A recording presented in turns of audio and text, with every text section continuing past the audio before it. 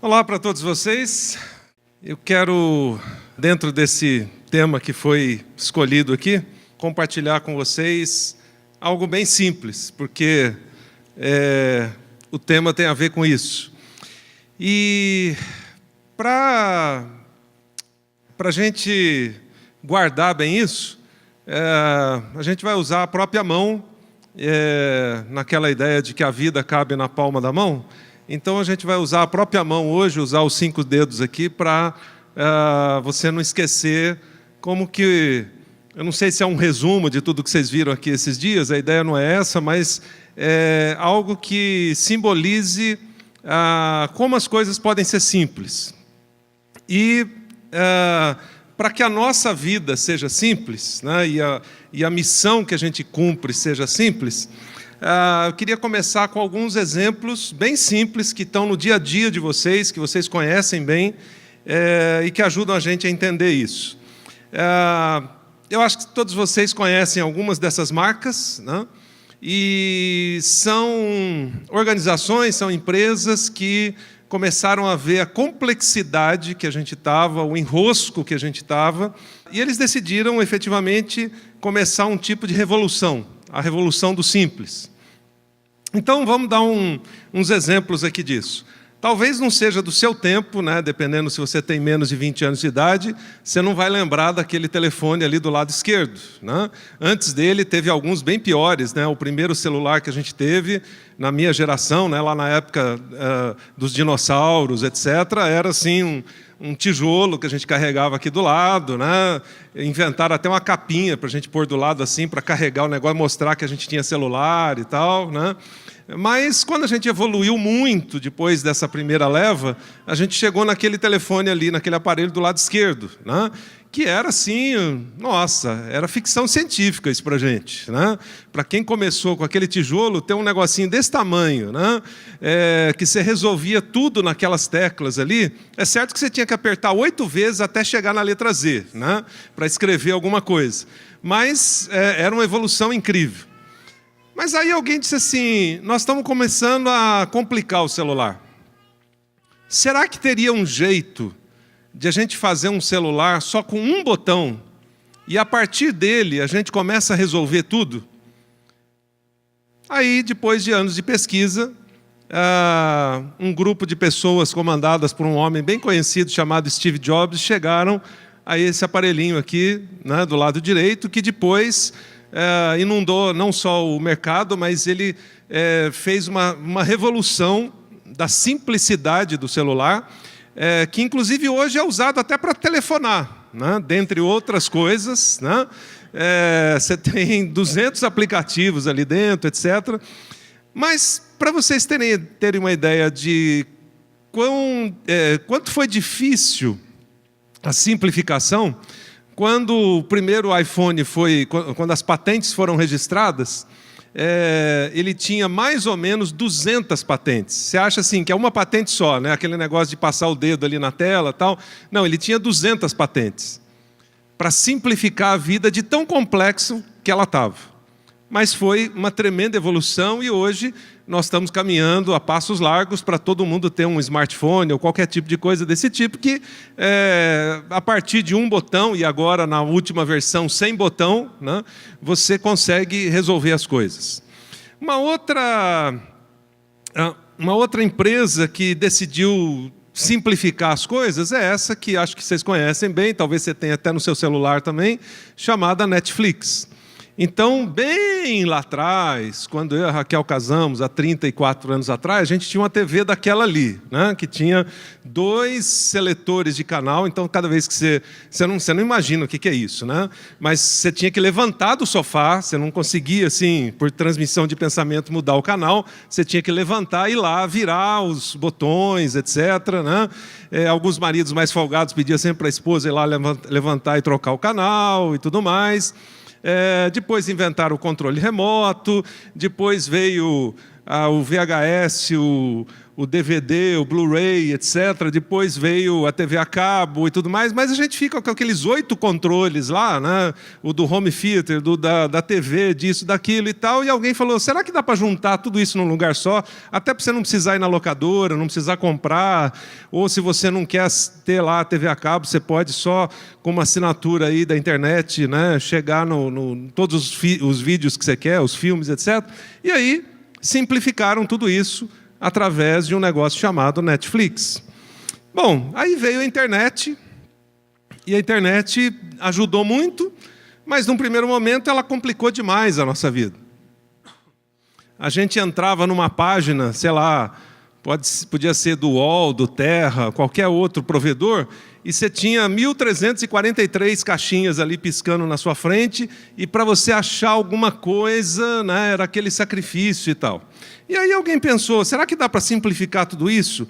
Com uma tela em branco, uma linha no meio, e aí você põe lá o que você quer e a gente procura para você? Pois é, conseguiram, e hoje, até crianças de 2 anos, quando você pergunta alguma coisa, elas dizem, dá uma olhada no Google, né, que você vai encontrar. Percebam que esses e dezenas de outros exemplos mostram para a gente uma coisa. As opções que nós temos hoje são uma bênção, mas a multiplicidade de opções que nós temos são um desastre também para a nossa vida.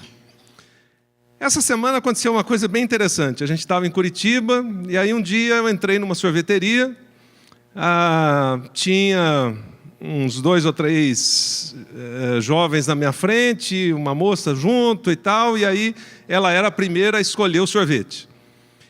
Eu acho que ela ficou uns 15 minutos ali, a gente esperando calmamente ela escolher, porque tinha 35 opções de sabores que podiam ser combinados com mais 18 variáveis, que tinha mais 42 opções de cobertura que você podia pôr, e os rapazes gozando dela, dizendo, se tivesse um só, ela gastaria 5 minutos ainda, mas né, seria bem mais fácil ela escolher e etc. E eu fiquei olhando aquela cena, eu estava com tempo para ficar observando, e eu fiquei olhando aquilo e falei, bom, a gente tinha a opção de morango ou chocolate. No outro dia era chocolate ou morango, então era mais fácil escolher.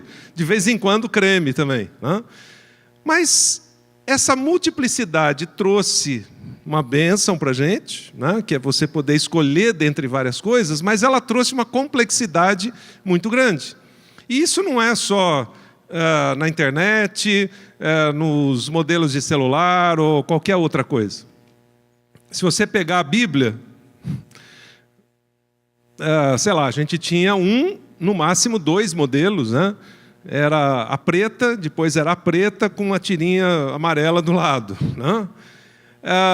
Você tem hoje pelo menos 150 tipos de Bíblia só de estudo e assim vai. E aí você fica, qual que eu escolho, etc. Então isso acaba criando uma complexidade na nossa vida, e toda essa complexidade a gente vai levando para outras áreas e chega na missão. Então, quando a gente começa a perceber que o chamado de Jesus para a gente, aquelas coisas básicas que a gente aprendeu da palavra, são muito simples, e que a gente deveria praticá-las de uma maneira muito simples, nós conseguimos tornar tudo isso muito complexo.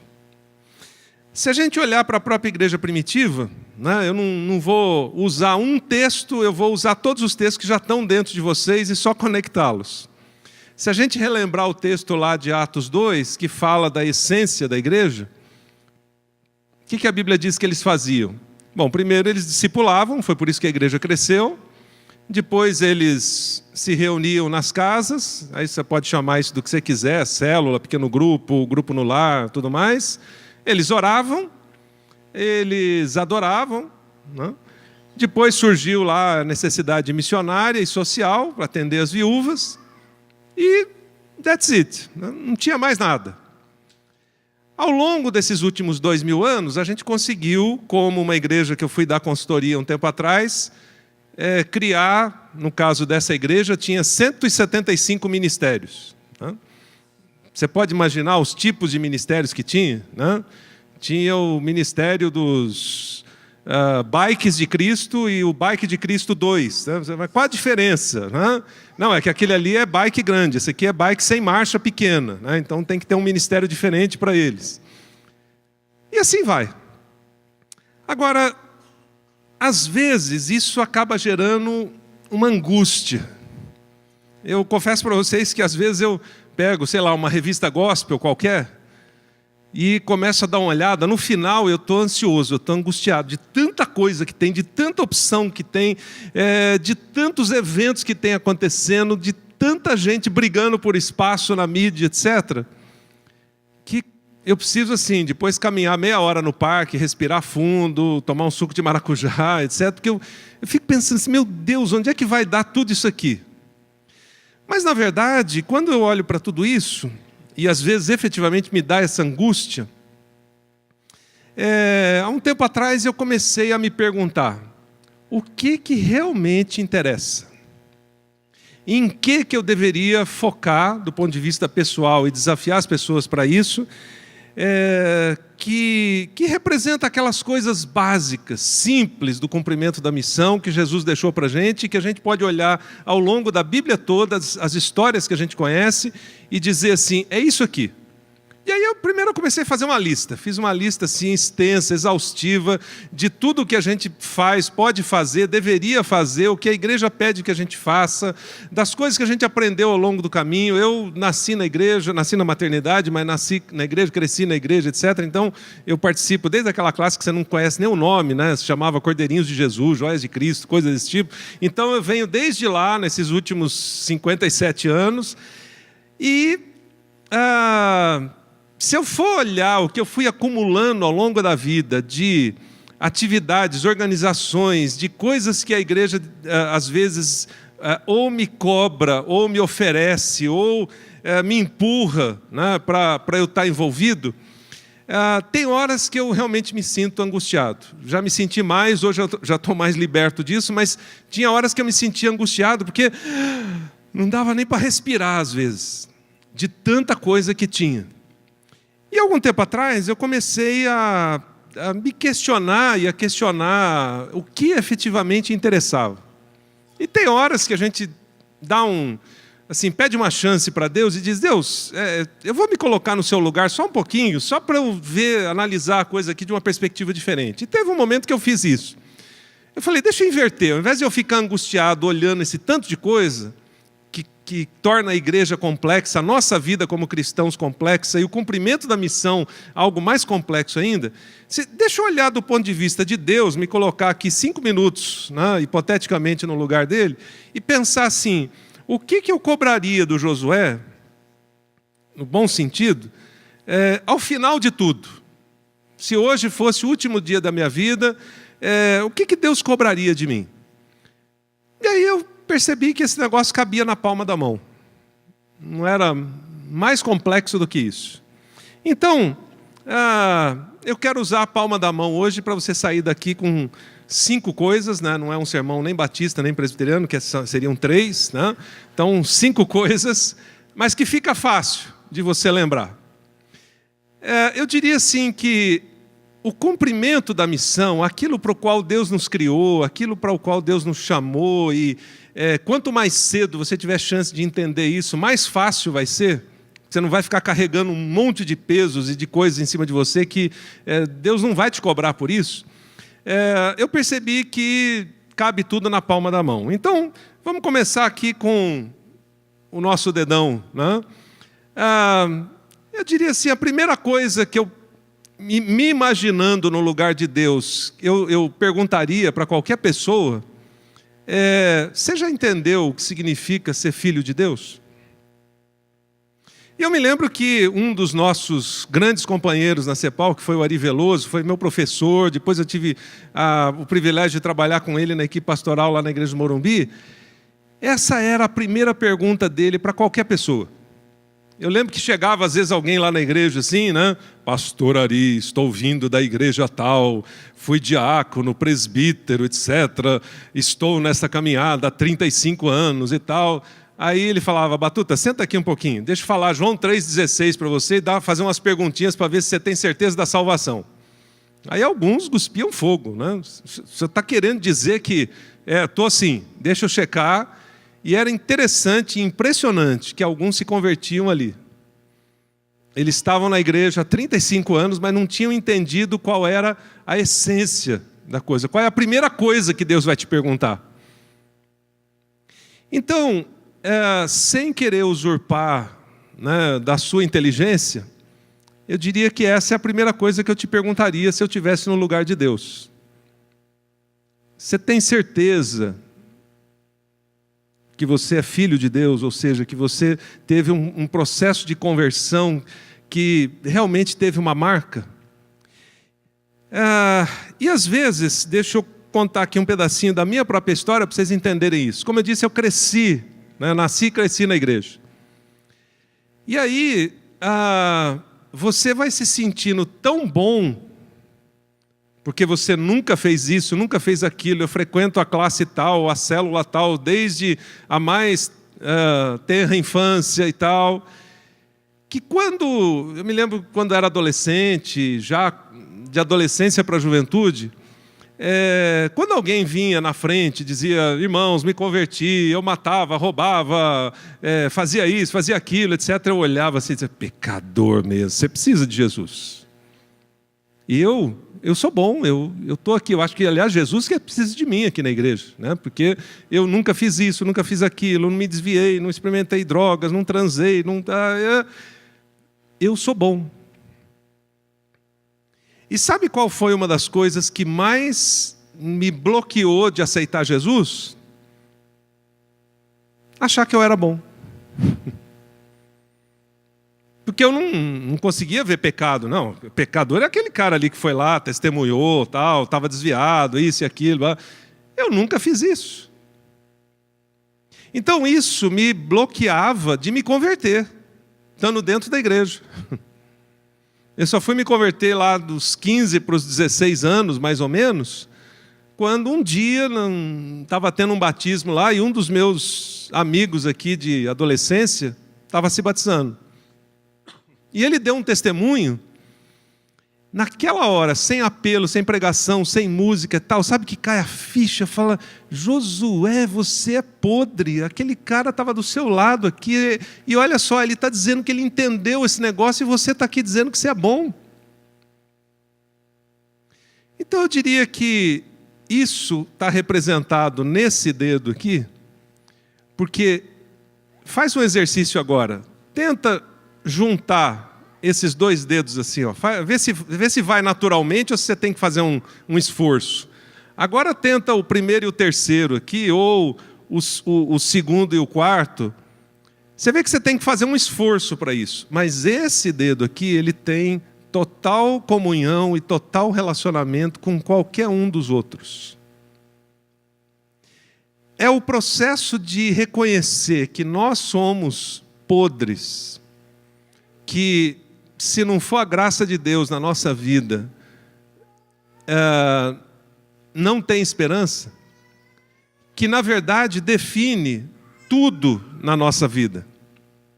Por isso eu coloquei isso nesse dedo, porque na verdade a compreensão de que nós passamos a ser filhos de Deus a partir do momento que a gente realmente encontra Jesus, é o que define as outras áreas da vida, percebe?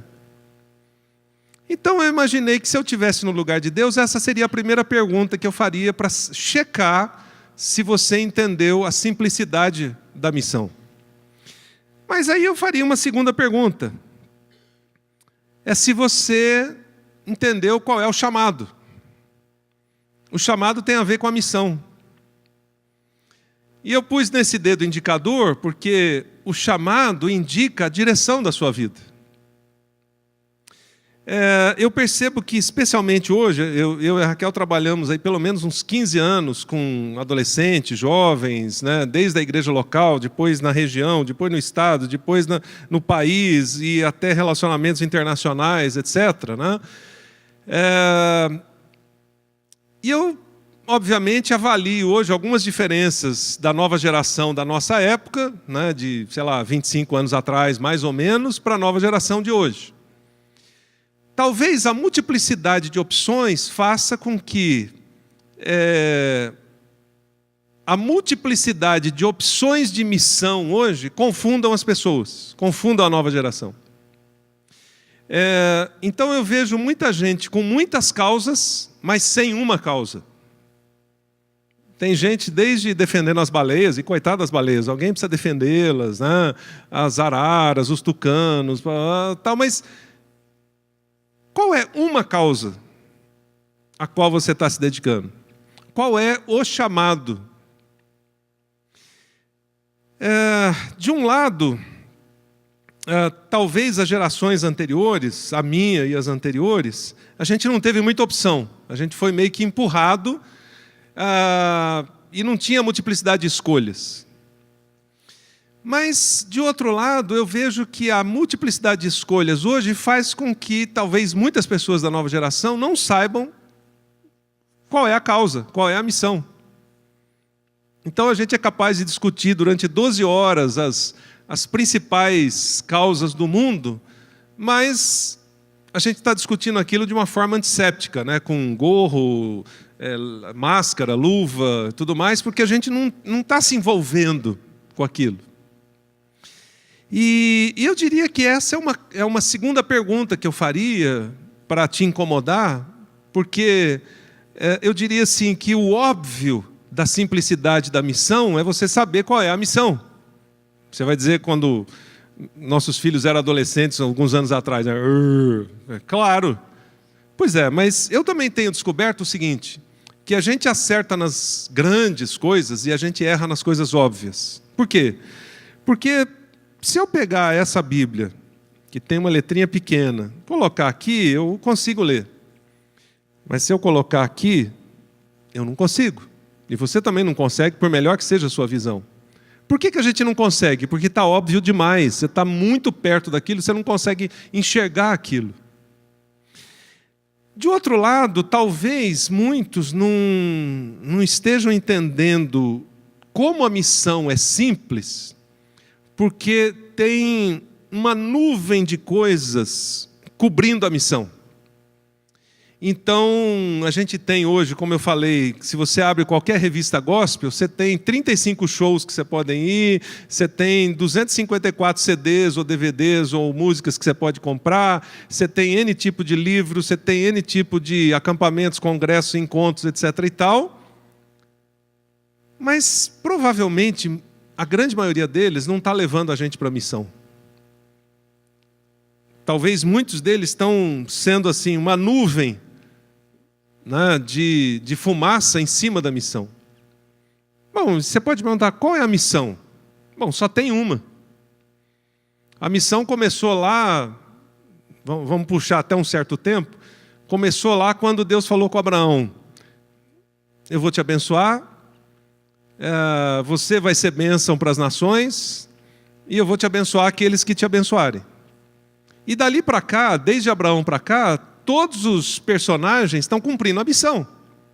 Quando Jesus fala, bom, vão pelo mundo inteiro, façam discípulos, ensinem a eles todas as coisas, se você colocar isso do lado do texto lá do chamado de Abraão, da missão de Abraão, é mais ou menos a mesma coisa. Abraão foi chamado para ser bênção globalmente. Jesus falou, agora cada um de vocês vai ser um Abraão ou uma Sara para ser bênção globalmente. Só que agora nós estamos na época da graça e não da lei, então vocês vão levar a graça de Deus e vocês vão fazer outros discípulos. Vocês vão primeiro serem parecidos comigo e depois vocês vão desafiar outros a serem parecidos comigo. Só que para fazer isso você tem que ser parecido com Jesus, não tem jeito. Tirando isso, o resto é o que sobrou. Eu me lembro que quando eu cheguei na CEPAL, alguns anos atrás, 15 anos atrás, eu estava animado assim, né, querendo fazer um monte de coisa e tal. Daí eu fui conversar com um dos missionários, que era um missionário mais veterano, o Ted Limpic, que está hoje na Espanha. E aí o Ted era assim, um cara quietinho, pacato, simples e tal. E aí falei, Ted, estou pensando em fazer isso, e mais aquilo, e mais aquilo, e mais aquilo. Cansei o Ted. Aí eu fiz minha pergunta. O que você acha? Eu só queria ouvir assim, muito bem, José, você vai ser um grande missionário e tal. Aí o Ted fez uma pergunta. Ele falou assim, você já está discipulando uns 2 ou 3? Eu falei, estou. Ele disse, então, você já está fazendo o principal, o resto não interessa tanto, né? Faz o que você quiser, se diverte. Aí sabe aquele garoto que sai assim pela rua chutando uma pedrinha, né? Assim, pensando e tal. Eu saí da sala do TED assim. E eu demorei um tempo para processar aquilo, porque na verdade, aquilo era a pergunta que tinha a ver com a missão. Com aquilo que Deus chamou todos nós para fazermos. O resto é para a gente se divertir. Escolha o que você quiser, que não é tão importante assim mesmo. E apesar de, na época, eu já ter uma compreensão bem clara do que era ser um discípulo de Jesus e do que significava fazer outros discípulos, todos nós fomos criados dentro de um ambiente estrutural e com uma diversidade de opções. Então, se alguém não colocar uma nuvem em cima da missão para a gente não enxergar, a gente coloca essa nuvem. Eu coloco essa nuvem. Porque todos nós temos a tendência de querer fazer um monte de coisas, estar em todos os lugares, saber de tudo. E a gente acaba encobrindo o próprio chamado de Deus para nós. Você percebe que quando Jesus foi chamar aqueles caras, ele foi super simples. Ele falou, Pedro, vem comigo que eu vou te fazer um pescador de homens. Levi, vem comigo. Foi só assim, venha e siga-me. Ali estava o sermão, o apelo, tudo junto, em 2 palavras. E na verdade hoje, a gente acaba colocando uma nuvem de coisa em cima disso e a gente acaba não enxergando qual é a missão que está super clara. Você já leu esse texto, você já sabe ele, está dentro de você, eu não preciso reler ele aqui. A única questão é que a gente precisa se afastar um pouquinho e dizer, peraí, se Deus perguntasse para mim hoje, quantos discípulos você está fazendo? Quanto tempo você está colocando na missão principal? E aí se você começa a somar todas as horas, seja nas redes sociais, seja na internet, seja trabalhando, jogando conversa fora. Eu sei que isso não se mede por tempo, mas talvez a gente mesmo tenha criado uma nuvem em cima da missão que tornou o cumprimento da missão algo extremamente complexo. Se a gente olhar para alguns personagens, como eu falei, Abraão, Moisés, Esther, Neemias, os 12, Paulo, etc., eu diria assim que todo mundo era obstinado pela missão. E aí eu arriscaria fazer essa pergunta. Qual é o seu nível de obstinação pela missão? Se a gente fosse colocar numa balança, pelo que você é obstinado, a missão viria em primeiro lugar ou qualquer outra coisa? Bom, aí tem uma outra palavra que você conhece bem, que vem no terceiro dedo, né? Você sabe que esse você não pode mostrar o dedo sozinho, então mostra assim, né? 3, né? Qual é a sua visão de vida? A sua visão de vida, que é aquele dedo que representa o lugar mais alto, né? Para onde é que eu estou indo, etc. É uma coisa muito interessante, porque, na verdade, quando Jesus chamou os 12, primeiro ele trabalhou a vida deles. Então, ele levou eles a uma experiência de relacionamento com Deus, que seria o que a gente chama hoje de conversão. Depois, logo que ele chama, se você olhar lá em Mateus 10, ele diz, vocês estão sendo chamados para, junto comigo, cumprirmos a missão. Eu vou dar poder para vocês, eu vou dar o Espírito Santo para vocês, para que vocês cumpram a missão. Mas o que ele teve que fazer logo em seguida? Virar a chave daqueles caras sobre a visão de vida. E ele demorou 3 anos para fazer isso, pelo menos. Ao final de 3 anos e meio, qual foi o resultado? Um traiu, o outro negou e os outros 10 fugiram. Esse foi o resultado. Só depois disso é que eles se levantam. Por quê? O fato de você ter aceitado a Jesus, ter lido a missão aqui não significa que você virou a chave da sua perspectiva de vida para cumprir a missão. Então eu diria que a maior parte do treinamento de Jesus com os 12 foi ajudar a virar a chave na mente deles sobre a perspectiva de vida. Provavelmente a perspectiva de vida daqueles homens era assim: eu tenho uma empresa de pesca, eu vou ganhar mais tanto de dinheiro, vou construir uma casa ali, e vou me aposentar, e aí eu vou ficar na beira da praia só pescando por diversão.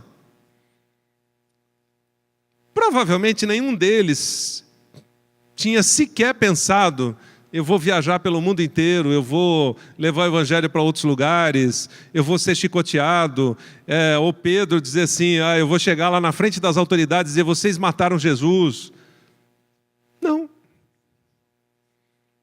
A visão de vida deles era extremamente limitada.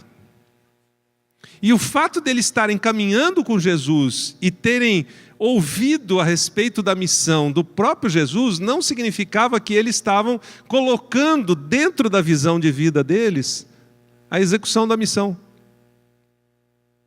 A mesma coisa pode acontecer com a gente. Você pode vir nessa conferência, você pode estar na sua igreja, você pode fazer devocional todo dia, seja na Bíblia, na internet ou em qualquer lugar, etc. E isso não garante que a sua visão de vida mudou.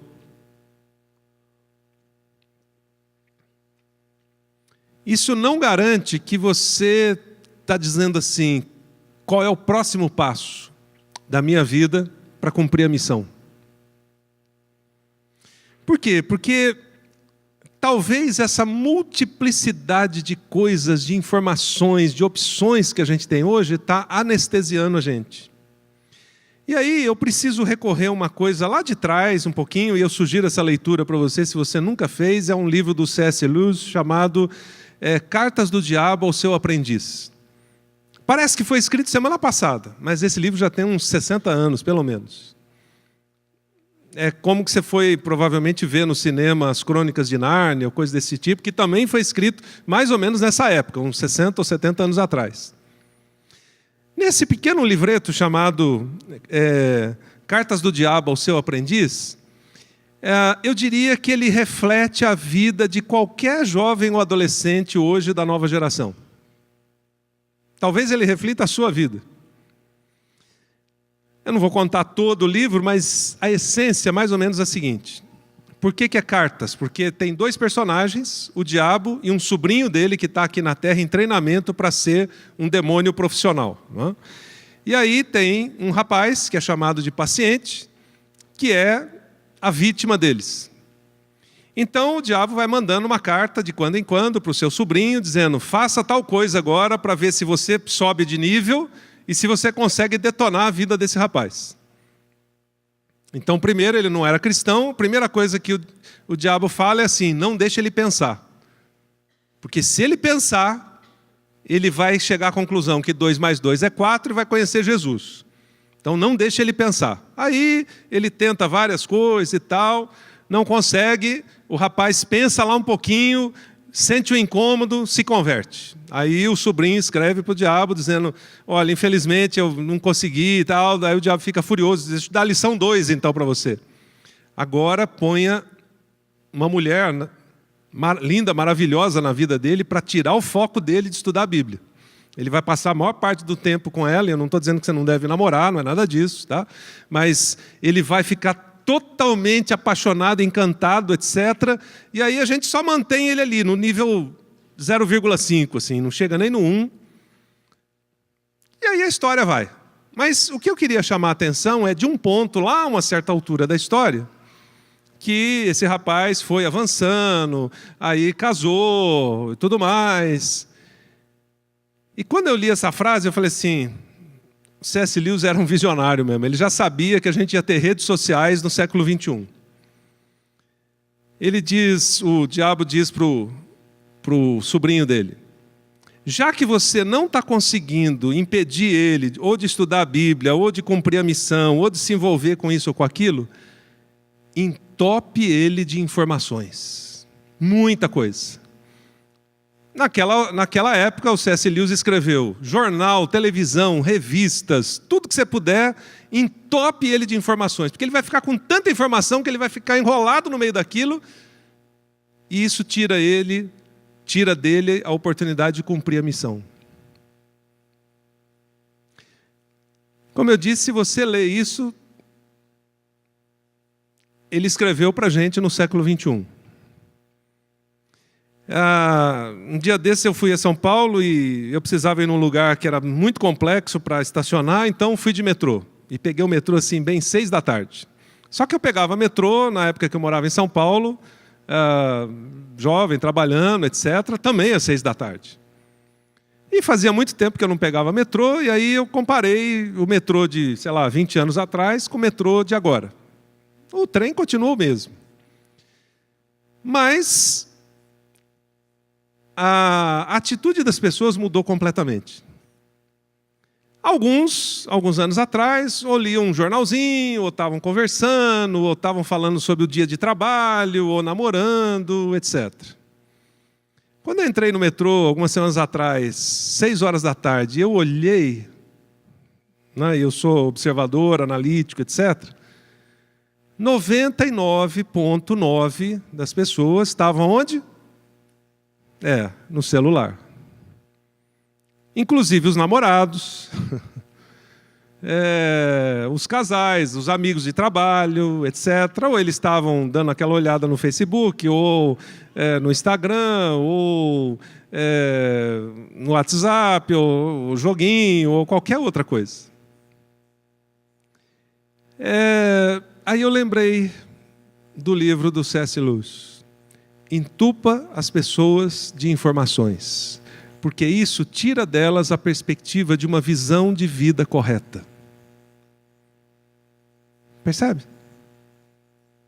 O que Jesus fez com aqueles 12 foi levá-los a ter uma perspectiva de vida fora da caixinha que eles tinham. A caixinha da época podia ser uma empresa de pesca para Pedro, ou ser coletor de impostos, ou qualquer outra coisa desse tipo. A caixinha de hoje pode ser as redes sociais, pode ser o WhatsApp, pode ser qualquer outra coisa que está te entupindo de informação, mas que não está te dando a perspectiva correta e simples do que é cumprir a missão. Nós precisamos de todas essas coisas, mas a questão é se essas coisas servem à missão, ou se a missão está submetida a todas essas opções que a gente tem. Então isso define se a sua visão de vida está indo para a direção certa e se ela vai ajudar na execução do chamado, da missão de Deus. E vai interferir, por isso que esse dedo está bem no meio dos outros dois, vai interferir numa quarta coisa, que é se você entendeu direito o que é ser um discípulo de Jesus e o que é fazer discípulos, que é a essência da missão. O Ari Veloso sempre dizia também, Jesus só pediu para a gente fazer uma coisa, discípulos, o resto a gente inventou tudo. Congresso, conferência, acampamento, show, livro, CD, DVD, banda, enfim, tudo que você tem na sua igreja, que eu tenho na minha, a gente é que inventou. Por isso, depois de algum tempo, eu comecei a entender cada vez mais a pergunta que o Ted Limpick tinha feito para mim. José, você está fazendo uns 2 ou 3 discípulos? Então o resto não é tão importante assim, você pode fazer o que você quiser, escolhe. Então, apesar de ser muito importante para mim estar aqui com vocês, sem qualquer menosprezo, eu tenho que informar vocês que esse não é o principal compromisso da minha semana. Eu estou me divertindo aqui, no bom sentido. Porque o principal compromisso da semana foi encontrar com uma pessoa que eu estou discipulando e a gente investir aquele tempo. Depois disso, já que eu fiz o principal, o resto eu vou me divertir. Vou fazer com alegria, com prazer, tem a ver com os meus dons. Eu gosto de ensinar, de compartilhar, de dar consultoria, de escrever, etc. Mas a questão é que não adianta fazer tudo isso se você não fez o principal. Exemplo bem simples. Você vai receber alguém para o jantar na sua casa. Aí você chama lá a diarista, você está saindo para trabalhar e diz para ela, por favor, arrume tudo, o banheiro está um caos, os quartos estão um caos também, louça na pia, deixa tudo zeradinho. 6 horas quando eu chegar, eu tenho que preparar o jantar para o pessoal que vai vir à noite. Aí você vai trabalhar e volta. Chega às 6 horas em casa, quando você olha, você tem quase um ataque cardíaco. A louça está suja, o quarto continua um caos, o banheiro também, etc. E você chama lá a diarista e diz: o que aconteceu? Aí ela diz: dona, é o seguinte, eu fui lá para arrumar o quarto, mas eu vi que o seu armário estava uma bagunça total. Então eu comecei a organizar suas camisetas por cor, tamanho, etc.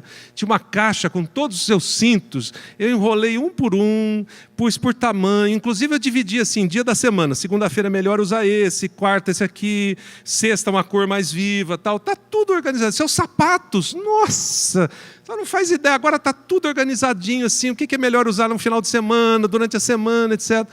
Aí você diz: não era isso. Nesse dia que eu me coloquei um pouquinho, 5 minutos no lugar de Deus para pensar o que seria importante para a minha própria vida, eu fiquei pensando que talvez eu vá chegar para Deus e dizer assim: eu fiz isso, mais isso, mais isso, mais isso. Mas Ele só vai perguntar uma coisa: Josué, quantos discípulos? É simples assim. Mas eu fiz um congresso para 15 mil pessoas, foi muito legal. Legal, mas eu não pedi para você fazer isso. Você fez de alegre. Né? Por que eu coloquei o discipulado nesse dedo aqui? Porque esse é o dedo ou da aliança de noivado, ou de compromisso, ou da aliança de casamento. Ele é o maior compromisso que você pode assumir na sua vida. Ele é um compromisso para a vida toda. Né? Você diz: até que a morte nos separe. O discipulado é a única coisa que Jesus pediu para a gente fazer a vida toda. É o maior compromisso prático da missão. Você pode dizer assim: estou criando um projeto assim, para ajudar não sei quem, em tal lugar, depois ele vai se tornar global. E Deus vai perguntar: mas isso ajuda a fazer quantos discípulos? Eu não estou dizendo que você não tem que ajudar as pessoas carentes, as criancinhas, salvar o mundo, o planeta, os rios, as aves. Tudo importante, depois de cumprir a missão. Por isso, se a gente decide servir, que é o último dedinho aí, a gente vai servir formando discípulos parecidos com Jesus, que estão olhando para a gente e dizendo: puxa, você já é parecido com Jesus, eu quero fazer a mesma coisa, porque isso muda a minha perspectiva de vida, como mudou dos 12, porque isso me leva a entender a coisa simples de como a missão se cumpre, e é consequência basicamente do meu relacionamento com Deus. Então o meu relacionamento com Deus define como que a missão vai se cumprir, o meu relacionamento com Deus define qual é a minha visão de vida, o meu relacionamento com Deus define que tipo de discípulo eu sou, e se eu entendi realmente o que significa ser discípulo, e o meu relacionamento com Deus define como eu vou servir. E vai me impedir de entupir minha agenda com um monte de coisas que nunca Deus pediu para eu fazer, e vai me colocar no foco daquilo que eu preciso fazer. Então, para ser fácil de você lembrar, né? Pensa nesse dedo aqui, como a conversão que se te torna filho de Deus e por isso, com o relacionamento com Deus, isso vai interferir em todas as áreas da sua vida. Esse dedo indica a missão que está sendo definida por Deus. Esse dedo indica a perspectiva, a visão de vida que vai ser consequência do cumprimento da missão. Esse dedo é o seu compromisso de fazer discípulos parecidos com Jesus. E o dedinho, né, o minguinho, como a gente chama, ele é o servo. O servo é o menor de todos, é aquele que lava os pés, é aquele que quer ajudar os outros a cumprir a missão. Então, você vai servir, mas você vai servir na perspectiva de uma única coisa que Deus pediu para você fazer. Bom, com isso então, vamos ver se essas 5 coisas se comprovam na Bíblia. Se a gente olhar para alguns personagens que vocês conhecem, novamente, a gente pode ver isso na vida de todos eles. Se a gente olhar no Novo Testamento, Jesus fez exatamente isso. E os 12, e Paulo, e Timóteo, e se a gente for para o Velho Testamento, a vida de José, ou de Moisés, ou de Davi, ou de Esther, ou de Daniel, e você pode pegar outros personagens. Eles eram pessoas que tinham entendido exatamente que tipo de relacionamento eles deviam ter com Deus. Eles tinham uma clareza e uma obstinação pelo cumprimento da missão que nada tirava eles daquele foco. Você lembra quando Neemias estava lá construindo os muros e a turma de Tobias e Sambalate, isso dá até nome de escola de samba, né? Tobias e Sambalate estão lá atazanando a paciência dele. Queremos ter uma reunião com você. Chega uma hora que ele perde a paciência, depois da terceira ou quarta vez que ele chama, ele diz: eu estou fazendo uma coisa muito importante e eu não vou gastar tempo indo me reunir com você, discutir besteira com você. Clareza da missão. Quando Jesus chega lá em Marcos 1, numa cidade, cura um monte de doentes, enfermos, paralíticos, expulsa demônios, etc. Ele vai tomar o chá da tarde numa casa com os 12, aí a cidade inteira vem para a porta daquela casa. Aí Pedro chama: Senhor, a gente pode se candidatar, o senhor é prefeito, a gente é vereador aqui, a gente domina essa cidade, está todo mundo aí fora, o senhor cura mais alguns e tal. O que ele diz? Não, vamos embora daqui, importa que eu cumpra a missão. Ele não curou todo mundo, ele não expulsou todos os demônios, porque esse não era o chamado. Ele podia ter chegado naquela véspera da crucificação e ter falado para o Pai, naquela oração que ele sangrou lá, que ele suou gotas de sangue: Pai, é o seguinte, eu vim para morrer por esse pessoal, mas eles são muito mais pecadores que eu imaginava. Mas olha, eu já fiz a maior parte do serviço, eu já treinei os 12, já expulsei demônios, transformei água em vinho, multipliquei pães, curei um monte de gente, só não vou morrer na cruz, o resto fiz tudo. Teria resolvido? Não. Mas a gente parece que faz mais ou menos isso, a gente faz um monte de coisas para Deus, às vezes para não fazer a principal, que é a missão, ou às vezes para fugir da missão, ou por qualquer outro motivo, ou porque a gente tem muita opção e a gente não sabe escolher o único que Deus pediu para a gente escolher, que é a missão. Se você der uma olhada na vida de todos esses personagens, a gente tem a história deles, e você lê a história deles e se inspira na vida deles, porque eles fizeram basicamente uma coisa: cumpriram a missão, deixaram um legado. Então, eu queria deixar 5 perguntinhas aqui para você pensar um pouquinho. Primeiro, sou convertido? Pode parecer óbvia a pergunta, mas eu aprendi com o Ari que a gente precisa fazer essa pergunta. Segundo, entendi a missão? Ou eu só li, passei por cima e tal? Terceira, qual é a minha visão de vida? É a missão que define a minha perspectiva de vida? Ou são as redes sociais, os youtubers ou qualquer outra coisa? Sou discípulo de Jesus, eu entendi o que significa ser um discípulo, a minha vida está sendo transformada dia a dia, aquelas áreas mais profundas da minha vida, Jesus está mexendo comigo e realmente me moendo. Me lembro que quando a gente começou um processo de discipulado na igreja, e depois de muitos anos que eu estava na igreja e nunca tinha entendido o que era ser um discípulo, e nunca tinha ouvido sobre discipulado, eu aprendi que discipulado implica em 2 palavras, constantes. Primeiro é crise. Discipulado gera crise. Por quê? Porque é o ajuste da nossa vida à vida de Jesus. Segunda coisa, discipulado gera ajuste. Por quê? Porque crise gera ajuste. Então, eu preciso me perguntar, eu estou passando de quando em quando por crises que estão melhorando a minha vida, que estão me tornando mais resiliente, que estão me tornando mais parecidos com Jesus? E aí, por fim, eu sirvo? Sou um servo da missão? Ou eu sou um servo de uma agenda entupida de atividades? A quem você serve? Então, na palma da mão, já dá aí pelo menos uma pergunta por semana, nas próximas 5 semanas, para você ir pensando um pouquinho se o cumprimento da missão é algo simples ou talvez complexo. E lembre-se de uma coisa, simples não é fácil. Às vezes, para tornar a vida simples, é mais complexo do que um monte de coisas que a gente inventa. Por quê? Porque descongestionar a vida é mais complexo do que pode parecer. Eu me lembro que uma vez eu fiz uma lista de atividades e eu cheguei à conclusão que 80% delas eu não precisava fazer. Eu demorei talvez uns 6 ou 8 meses para conseguir descongestionar a minha própria agenda. É só um exemplo bem simplório disso. Agora imagine a complexidade que a gente está hoje, talvez, no nosso próprio relacionamento com Deus.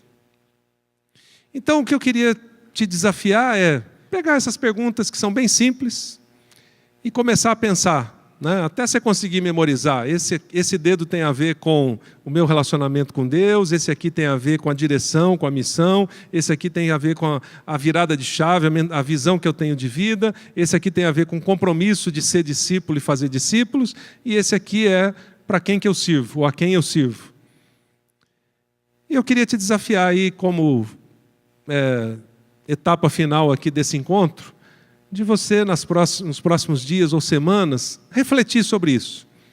Se for o caso, crie o seu caderninho lá, ou a sua anotação no celular, no tablet, em algum lugar, e comece a refletir sobre isso.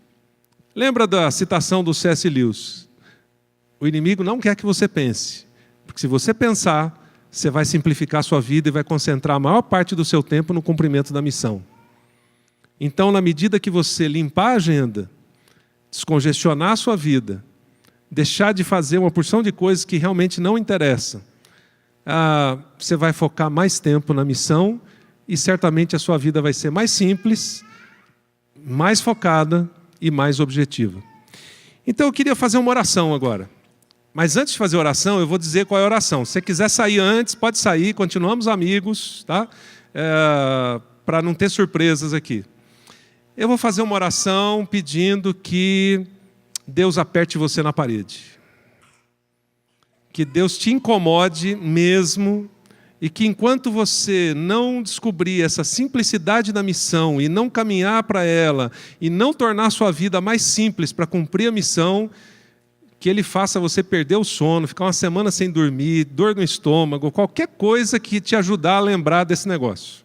Então, se você quiser sair agora, você pode sair, continuamos amigos, mas não tem outro jeito de eu pedir que Deus te incomode.